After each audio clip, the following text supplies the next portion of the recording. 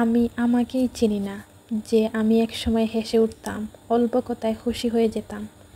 সে আমি কোথায় হারিয়ে গেছি, তাই না? আয়নায় তাকিয়ে দেখি চেনা মুখ, অচেনা মানুষ, চোখের নিচে ক্লান্তি দাগ, ভিতরে জমে থাকা অনেক না বলা কথা। কখন যে বদলে গেছি নিজেই জানি না। অভিমান জমেছে আবাসের মতো, নীরবতাই এখন সবচেয়ে বড় বাসা। সব কিছু ঠিক আছে চারপাশে, তবুও নিজের ভিতরেই কিছু একটা ঠিক নেই। নিজেকে খুঁজতে খুঁজতে আজকাল নিজেকেই হারিয়ে ফেলি। সব কিছুর পরেই আমি একটা কথাই বিশ্বাস করি, নারী হয়ে বুঝলাম ভাগ্য নিয়ে জন্মগ্রহণ করতে হয়। রূপবতী গুণবতী যাই হোক না কেন, ভাগ্যবতী হওয়াটাই বেশি প্রয়োজন, নয়তো সারা জীবনটা কান্না করে পার করে দিতে হবে। অপূর্ণতার মধ্যেও আমি সম্পূর্ণ। জীবনের পথে কত কিছু হারালাম, কত কিছুই তো পেলাম না।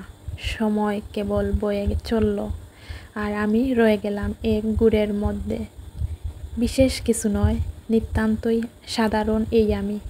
তবু আজ বুঝতে শিখেছি, আমার প্রতিটি দাগ, প্রতিটি ভুল, প্রতিটি অসম্পূর্ণতা, এসবই তো আমাকে আমি বানিয়েছে।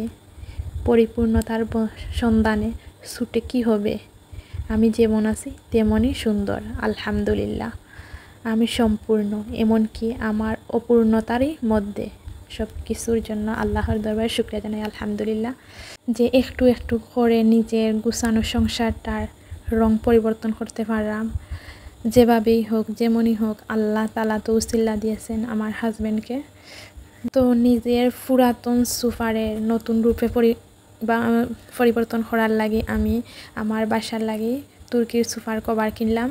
তো সাথে আরও কিনলাম কিচেনের জন্য একটা সেলফ র্যাক, মানে আগে ছিল শোকেস, সেটা পুরানো হয়ে গেছে, তার জন্য এটাই কিনলাম। আগে ছিল আমাদের পাকঘরে শোকেস আমার শাশুড়ি, সেটা পুরাতন হয়ে গেছে, তার জন্য এটাই কিনলাম। আর সোফার কভার কিনলাম। কেমন লাগলো কমেন্ট করবেন।